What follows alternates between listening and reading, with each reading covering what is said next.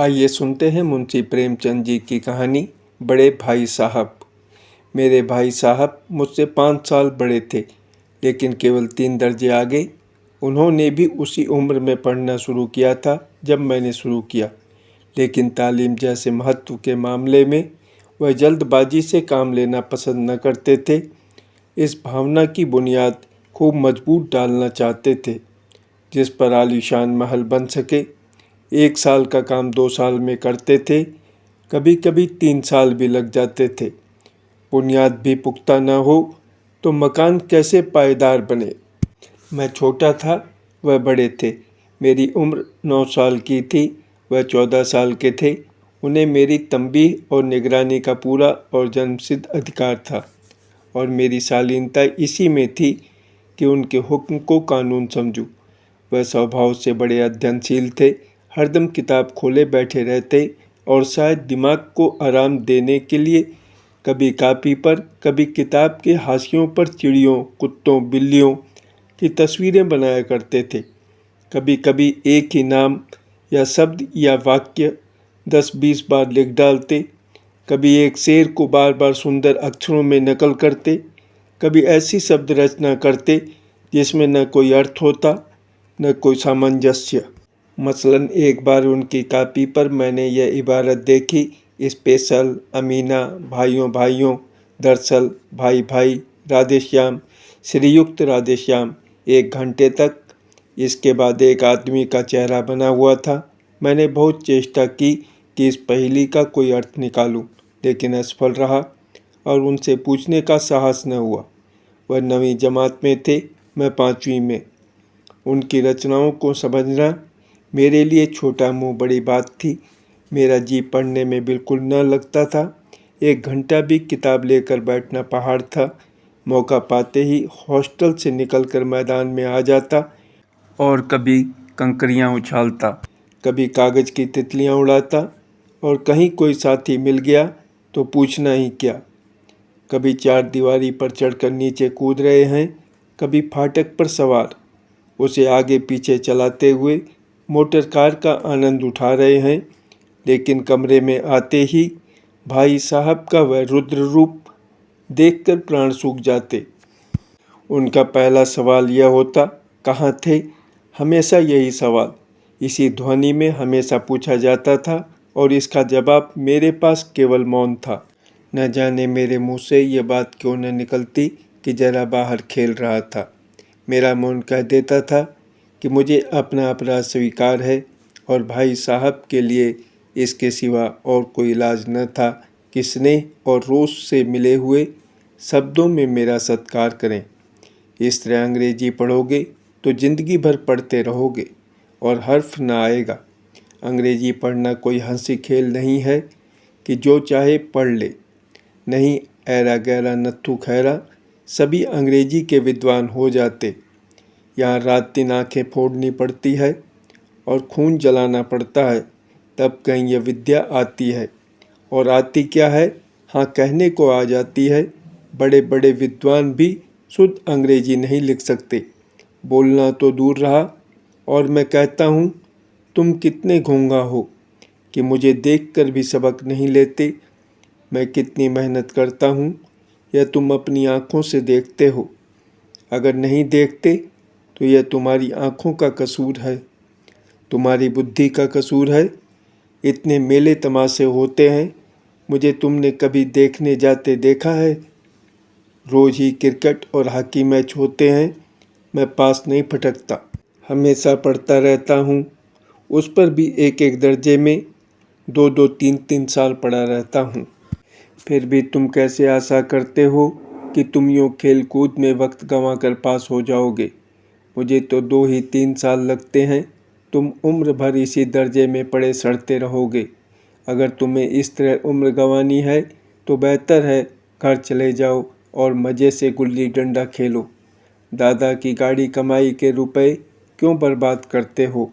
मैं ये लताड़ सुनकर आंसू बहाने लगता। जवाबी क्या था? अपराध तो मैंने किया, लताड़ कौन सहे। भाई साहब उपदेश की कला में निपुण थे। ऐसी ऐसी लगती बातें कहते, ऐसे ऐसे सूखती बाण चलाते कि मेरे जिगर के टुकड़े टुकड़े हो जाते और हिम्मत टूट जाती। इस तरह जान तोड़कर मेहनत करने की शक्ति मैं अपने में न पाता था और उस निराशा में जरा देर के लिए मैं सोचने लगता, क्यों न घर चला जाऊं। जो काम मेरे बूते के बाहर है उसमें हाथ डालकर क्यों अपनी ज़िंदगी खराब करूं।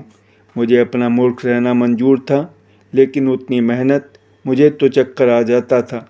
लेकिन घंटे 2 घंटे के बाद निराशा के बादल फट जाते और मैं इरादा करता कि आगे से खूब जी लगाकर पढ़ूंगा। चटपट एक टाइम टेबल बना डालता, बिना पहले से नक्शा बनाए, कोई स्कीम तैयार किए काम कैसे शुरू करूं। टाइम टेबल में खेल कूद की मत बिल्कुल उड़ जाती। प्रातःकाल उठना, 6 बजे मुँह हाथ धो नाश्ता कर पढ़ने बैठ जाना। 6 से 8 तक अंग्रेजी, 8 से 9 तक हिसाब, 9 से 9:30 तक इतिहास, फिर भोजन और स्कूल। 3:30 बजे स्कूल से वापस होकर आध घंटा आराम। 4 से 5 तक भूगोल, 5 से 6 तक ग्रामर, आध घंटा हॉस्टल के सामने ही टहलना। 6:30 से 7 तक अंग्रेजी कंपोजिशन, फिर भोजन करके 8 से 9 तक अनुवाद, 9 से 10 तक हिंदी, 10 से 11 तक विविध विषय, फिर विश्राम। मगर टाइम टेबल बना लेना एक बात है, उस पर अमल करना दूसरी बात। पहले ही दिन उसकी अवहेलना शुरू हो जाती। मैदान की वह सुखद हरियाली, हवा के हल्के हल्के झोंके, फुटबॉल की वह उछल कूद, कबड्डी के वह दांव घात, वॉलीबॉल की वह तेजी और फुर्ती मुझे अज्ञात और अनिवार्य रूप से खींच ले जाती और वहां जाते ही मैं सब कुछ भूल जाता। वह जानलेवा टाइम टेबल, वह आँख फोड़ पुस्तकें, किसी की याद न रहती और भाई साहब को नसीहत और फसीहत का अवसर मिल जाता। मैं उनके साय से भागता, उनकी आंखों से दूर रहने की चेष्टा करता। कमरे में इस तरह दबे पांव आता कि उन्हें खबर न हो। उनकी नज़र मेरी ओर उठी और मेरे प्राण निकले।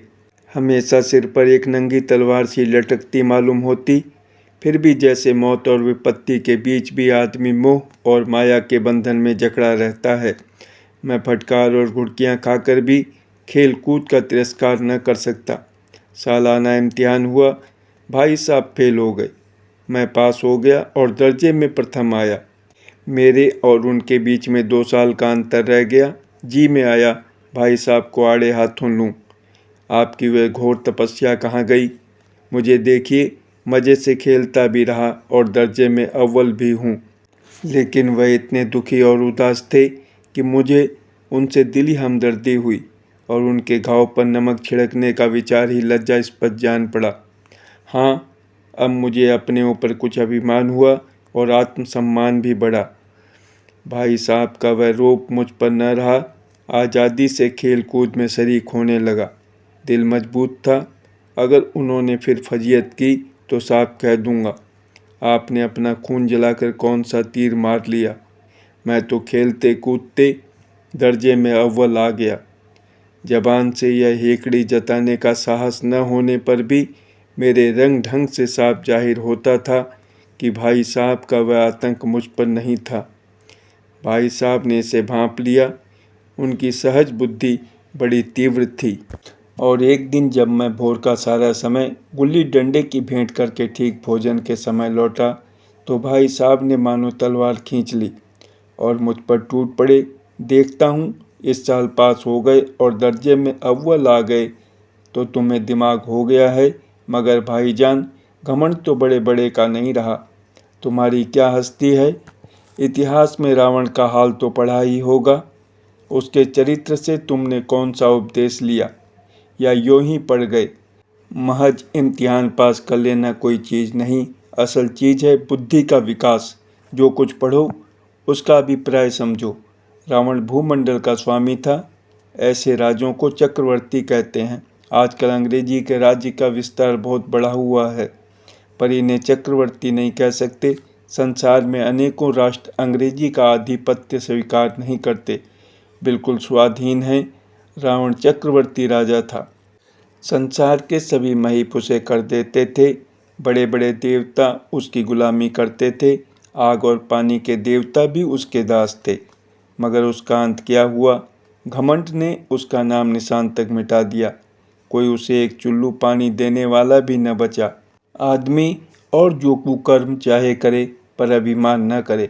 इतराए नहीं, अभिमान किया और दीन दुनिया दोनों से गया। शैतान का हाल भी पड़ा ही होगा। उसे यह अभिमान हुआ था कि ईश्वर का उससे बढ़कर सच्चा भक्त कोई है ही नहीं। अंत में यह हुआ कि स्वर्ग से नरक में ढकेल दिया गया। शाहे रूम ने भी एक बार अहंकार किया था, भीख मांग मांग कर मर गया। तुमने तो अभी केवल एक दर्जा पास किया है और अभी से तुम्हारा सिर फिर गया। तब तो तुम आगे पढ़ चुके। यह समझ लो कि तुम अपनी मेहनत से नहीं पास हुए। अंधे के हाथ बटेर लग गई, मगर बटेर केवल एक बार हाथ लग सकती है, बार बार नहीं लग सकती। कभी कभी गुल्ली डंडे में भी अंधा चोट निशाना पड़ जाता है। इससे कोई सफल खिलाड़ी नहीं हो जाता। सफल खिलाड़ी वह है जिसका कोई निशाना खाली न जाए। मेरे फेल होने पर मत जाओ। मेरे दर्जे में आओगे तो दांतों पसीना आ जाएगा। जबल जबरा और ज्योमेट्री के लोहे के चने चबाने पड़ेंगे और इंग्लिस्तान का इतिहास पढ़ना पड़ेगा। बादशाहों के नाम याद रखना आसान नहीं। 8 हेनरी ही गुजरे हैं। कौन सा कांड किस हेनरी के समय में हुआ, क्या यह याद कर लेना आसान समझते हो? हेनरी 7वें की जगह हेनरी 8वां लिखा और सब नंबर गायब। सफ़ा चट, सिफर भी न मिलेगा, सिफर भी। हो किस ख्याल में? दर्जनों तो जेम्स हुए हैं, दर्जनों विलियम, कौड़ियों चार्ल्स। दिमाग चक्कर खाने लगता है, आंधी रोग हो जाता है। इन अभागों को नाम भी न जुड़ते थे। एक ही नाम के पीछे दोयम, सोयम, चहारुम, पंजुम लगाते चले गए। मुझसे पूछते तो 10 लाख नाम बता देता। और ज्योमेट्री तो बस खुदा की पनाह। अ ब ज की जगह अ ज ब लिख दिया और सारे नंबर कट गए। कोई इन निर्दयी मुमतहीनों से नहीं पूछता कि आखिर अ ब ज और अ ज ब में क्या फ़र्क है, और व्यर्थ की बात के लिए क्यों छात्रों का खून करते हो। दाल भात रोटी या भात दाल रोटी खाई, इसमें क्या रखा है। मगर इन परीक्षकों को क्या परवाह, वह तो वही देखते हैं जो पुस्तक में लिखा है। चाहते हैं कि लड़के अक्षर अक्षर रट डालें, और इसी रटंत का नाम शिक्षा रख छोड़ा है। और आखिर इन बेसर पैर की बातों के पढ़ने से फ़ायदा। इस रेखा पर लंब गिरा दो तो आधार लंब से दुगना होगा। पूछिए इससे प्रयोजन। दुगना नहीं, चौगुना हो जाए या आधा ही रहे मेरी बला से। लेकिन परीक्षा में पास होना है तो यह सब खुराफात याद करनी पड़ेगी। कह दिया, समय की पाबंदी पर एक निबंध लिखो जो 4 पन्नों से कम न हो। अब आप कापी सामने खोले, कलम हाथ में लिए, उसके नाम को रोइए। कौन नहीं जानता कि समय की पाबंदी बहुत अच्छी बात है। इससे आदमी के जीवन में संयम आ जाता है, दूसरों का उस पर स्नेह होने लगता है और उसके कारोबार में उन्नति होती है। लेकिन इस जरा सी बात पर 4 पन्ने कैसे लिखें? जो बात एक वाक्य में कही जा सके, उसे 4 पन्नों में लिखने की ज़रूरत। मैं तो इसे हिमाकत कहता हूँ। यह तो समय की किफ़ायत नहीं, बल्कि उसका दुरुपयोग है कि व्यर्थ में किसी बात को ठूंस दिया जाए। हम चाहते हैं आदमी को जो कुछ कहना हो झटपट कह दे, अपनी राह ले, मगर नहीं, आपको 4 पन्ने रंगने पड़ेंगे, चाहे जैसे लिखिए, और पन्ने भी पूरे फुल स्केप के आकार के। यह छात्रों पर अत्याचार नहीं तो और क्या है। अनर्थ तो यह है कि कहा जाता है संक्षेप में लिखो। समय की पाबंदी पर संक्षेप में एक निबंध लिखो जो 4 पन्नों से कम न हो। ठीक, संक्षेप में तो 4 पन्ने हुए, नहीं शायद 100-200 पन्ने लिखवाते। तेज भी दौड़िए और धीरे धीरे भी। उल्टी बात है या नहीं, बालक भी इतनी सी बात समझ सकता है। लेकिन इन अध्यापकों को इतनी तमीज भी नहीं। उस पर दावा है कि हम अध्यापक हैं।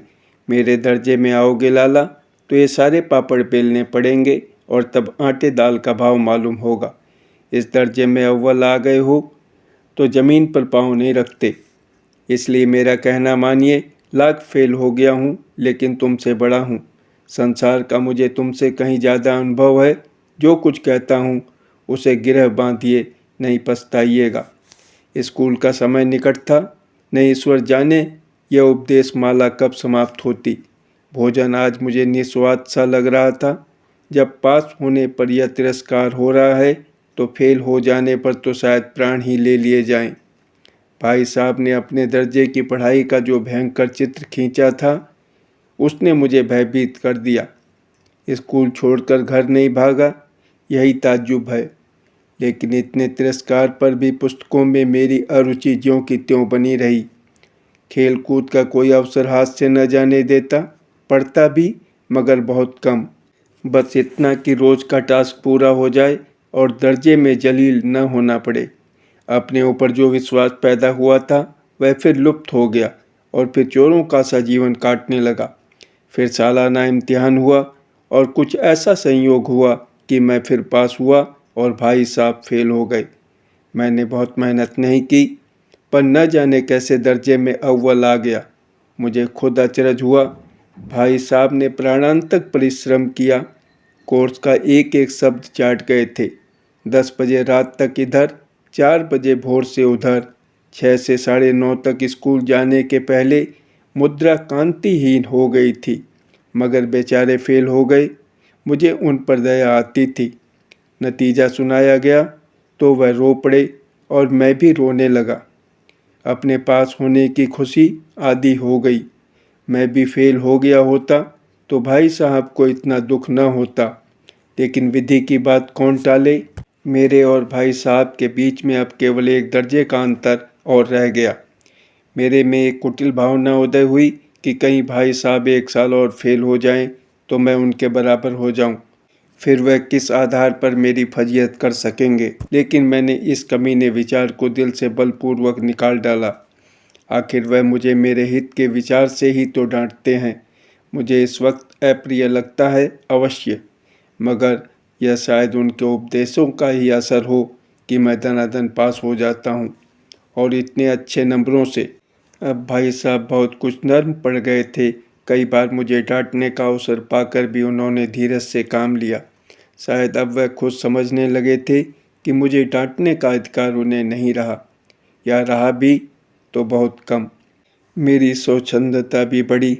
मैं उनकी सहिष्णुता का अनुचित लाभ उठाने लगा। मुझे कुछ ऐसी धारणा हुई कि मैं पास हो ही जाऊंगा, पढ़ूं या न पढ़ूं। मेरी तकदीर बलवान है। इसलिए भाई साहब के डर से जो थोड़ा बहुत पढ़ लिया करता था वह भी बंद हुआ।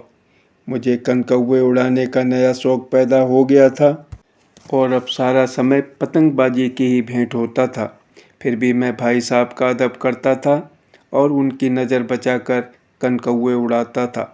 मांझा देना, कन्ने बांधना, पतंग टूर्नामेंट की तैयारियां आदि समस्याएं सब गुप्त रूप से हल की जाती थीं। मैं भाई साहब को यह संदेह न करने देना चाहता था कि उनका सम्मान और लिहाज मेरी नज़रों में कम हो गया है। एक दिन संध्या समय हॉस्टल से दूर मैं एक कनकौवा लूटने बेतहाशा दौड़ा जा रहा था। आंखें आसमान की ओर थीं और मन उस आकाशगामी पथिक की ओर जो मंदगति से झूमता पतन की ओर चला आ रहा था। मानो कोई आत्मा स्वर्ग से निकलकर विरक्त मन से नए संस्कार ग्रहण करने आ रही हो। बालकों की पूरी सेना लग्गे और झाड़दार बांस लिए इनका स्वागत करने को दौड़ी आ रही थी। किसी को अपने आगे पीछे की खबर न थी। सभी मानो उस पतंग के साथ ही आकाश में उड़ रहे थे जहाँ सब कुछ समतल है, न मोटर कारें हैं, ट्राम न गाड़ियाँ। सहसा भाई साहब से मेरी मुठभेड़ हो गई, जो शायद बाजार से लौट रहे थे। उन्होंने वहीं हाथ पकड़ लिया और उग्र भाव से बोले, इन बाजारी लौंडों के साथ धेले के कनकौवे के लिए दौड़ते तुम्हें शर्म नहीं आती? तुम्हें इसका भी कुछ लिहाज नहीं कि अब नीची जमात में नहीं हो, बल्कि 8वीं जमात में आ गए हो और मुझसे केवल एक दर्जा नीचे हो। आखिर आदमी को कुछ तो अपने पोजीशन का ख्याल करना चाहिए। एक ज़माना था कि लोग 8वां दर्जा पास करके नायब तहसीलदार हो जाते थे। मैं कितने ही मिडिलचियों को जानता हूँ जो आज अव्वल दर्जे के डिप्टी मजिस्ट्रेट या सुपरिंटेंडेंट हैं। कितने ही 8वीं जमात वाले हमारे लीडर और समाचार पत्रों के संपादक हैं।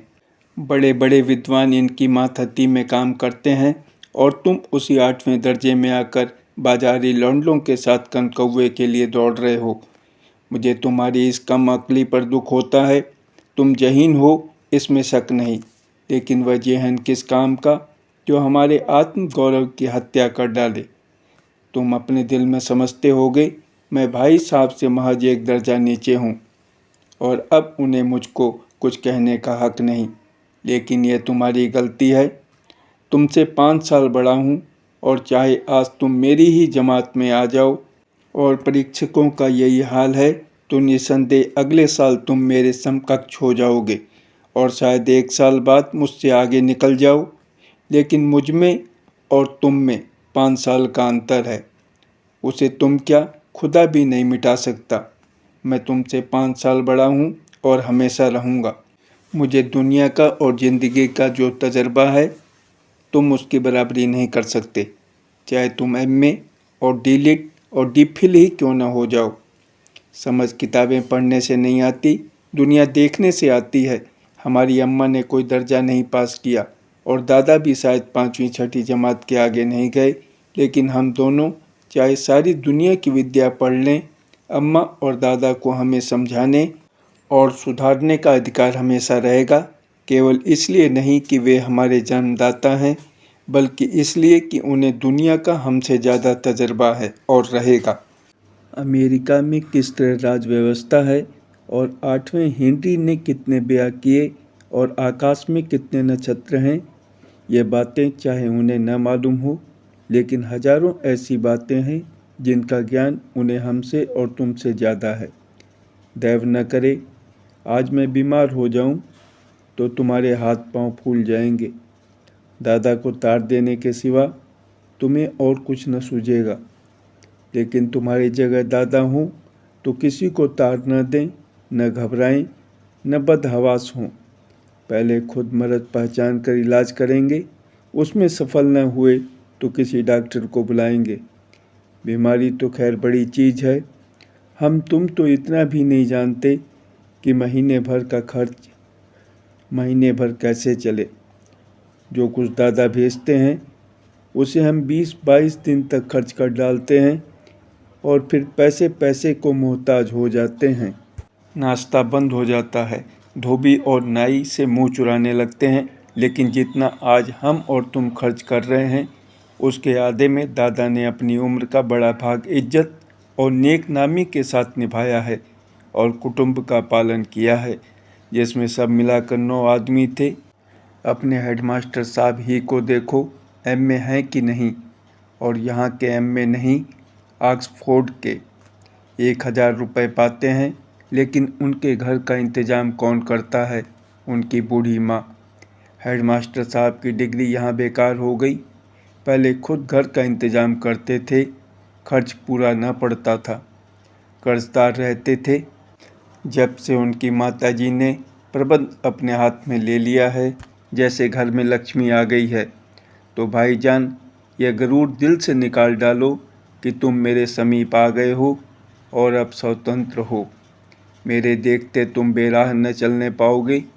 अगर तुम यूँ न मानोगे तो मैं थप्पड़ दिखाकर इसका प्रयोग भी कर सकता हूँ। मैं जानता हूँ तुम्हें मेरी बातें जहर लग रही हैं। मैं उनकी इस नई युक्ति से नतमस्तक हो गया। मुझे आज सचमुच अपनी लघुता का अनुभव हुआ और भाई साहब के प्रति मेरे मन में श्रद्धा उत्पन्न हुई। मैंने सजल आँखों से कहा, हरगिज नहीं, आप जो कुछ फरमा रहे हैं वह बिल्कुल सच है और आपको उसके कहने का अधिकार है। भाई साहब ने मुझे गले से लगा लिया और बोले, मैं कनकौवे उड़ाने को मना नहीं करता, मेरा भी जी ललचाता है, लेकिन करूं क्या? खुद बेराह चलूं तो तुम्हारी रक्षा कैसे करूं? यह कर्तव्य भी तो मेरे सिर है। संयोग से उसी वक्त एक कटा हुआ कनकौवा हमारे ऊपर से गुजरा। उसकी डोर लटक रही थी। लड़कों का एक गोल पीछे पीछे दौड़ा चला आता था। भाई साहब लंबे हैं ही, उछलकर उसकी डोर पकड़ ली और बेतहासा हॉस्टल की तरफ दौड़े। मैं पीछे पीछे दौड़ रहा था। धन्यवाद।